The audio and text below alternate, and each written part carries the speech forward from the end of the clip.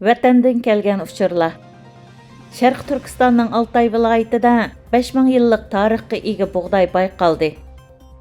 2021 yil 8 ayning 6 kuni Uyg'ur axborot markazi egilagan uchurda bildirilishicha, Sharq Turkistonning Altay viloyatida Xitoy arxeologlari tuproq tekshirish jarayonida 5000 yillik tarixga ega bug'doy avrishkisini bayqagan. Xizmatchilar avrishkini tafsiliy tekshirish jarayonida qum arsidan ko'mirga o'zgarib ketgan cho'ng-kichik va har xil shakllik o'simlik urug'larini bayqagan. Bu urug'larni mikroskopda tafsiliy tekshirish va karbon 14 tajribasi qilish orqali bu urug'larning guruch, arpa va bug'doy donlari ekanligi bayqalgan. Tadqiqotchilar bug'doy va arpaning 5200 yil ilgirki ziraat ekanligini va bu joyning taxminan 5000 yil ilgirki Sharq Turkistonda mis va tosh qurolni eng baldur ishlatgan joy ekanligini, bu tarixdagi abida xarakterli bir bayqash ekanligini bildirdi. Xitoy Jamoat xavfsizlik ministrligining bayonotchisi Amerika Sharq Turkistonda bo'linish va ma'lumotchilik paydo qilishga qudratlilik qildi dedi. 2021 yil 8 ayning 6 kuni Uyg'ur axborot markazi egilagan uchurda bildirilishicha, Amerika Kengash palatasi Uyg'ur majburiy emgakning oldini olish qonuni ma'qullagandan keyin buningga javoban Xitoy Jamoat xavfsizlik ministrligining bayonotchisi mundaq dedi.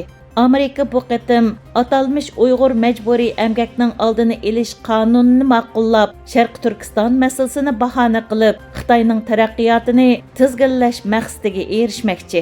Amerikaning haqiqiy maqsadi Sharq Turkiston kuchlaridan foydalanib, Şinjangda zo'ravonlik, terrorlik va bo'lgunchilikka qudratlilik qilib, ma'lumotchilik qo'zg'ashga urinish.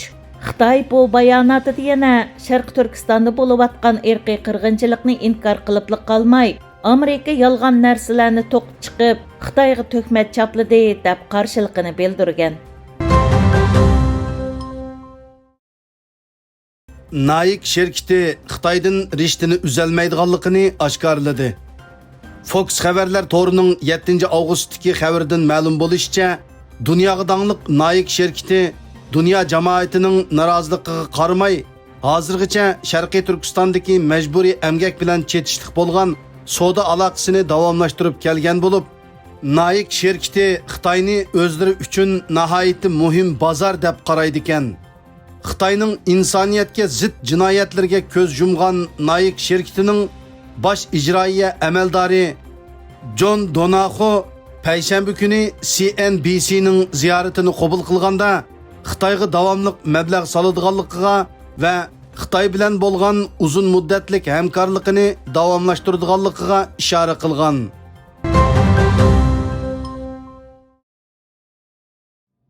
Avstraliya Magnitsky qonunini qo'llamoqchi. Reuters agentligining 5 avgustdagi xabardan ma'lum bo'lishicha, Avstraliya tashqi ishlar ministri Maris Payin Avstraliya hukumatining yaqinda Amerika hukumati qo'llangan Magnitsky qonuniga o'xshash jazo qonuni ma'qullaydiganligini bildirgan bo'lib, agar bu qonun ma'qullansa, xalqaroga ta'sir ko'rsatgan nachar qilmishlarni sodir qilguvchilarga qarata mol-mulkini to'g'nitish, sayohat cheklamasi qo'yish qatorliq jazolar yurgiziladi ekan. Avstraliya hukumati bu haqdagi qonunlarni isloh qilib, davlat miqyosida embargolarni kengaytirgan bo'lib, bu yil oxirigacha qaysi xil embargolarning yurgizilishini belgilaydi ekan. Payinning bu to'g'risidagi bayonotida bildirilishicha, embargo obyekti hisoblangan qilmishlar keng ko'lamli qirg'uvchi qurollarni rivojlantirish, kishilik huquqni dafsanda qilish, yomon g'arazlik tor hujumlari va ig'ir chiriklik qatorliqlarni o'z ichiga oladi ekan. Xitoyning yangi o'g'irligi oshkorlandi. Yahoo to'rining 6 avgustdagi xabariga qaraganda, quramiga yetgan 80% ga yaqin Amerika fuqarosining shaxsiy ma'lumotlari Xitoy Kommunistik Partiyasi tarafidan o'g'irlanganligi mo'ljallangan bo'lib, Amerikaning sobiq prezidenti Donald Trumpning yuqori darajalik davlat bexatarlik amaldorlari Xitoyning tor orqali o'g'irlik qilish va boshqa usullar orqali qonunsiz sonliq ma'lumot to'plashiga qarta ogohlantirish bergan ekan.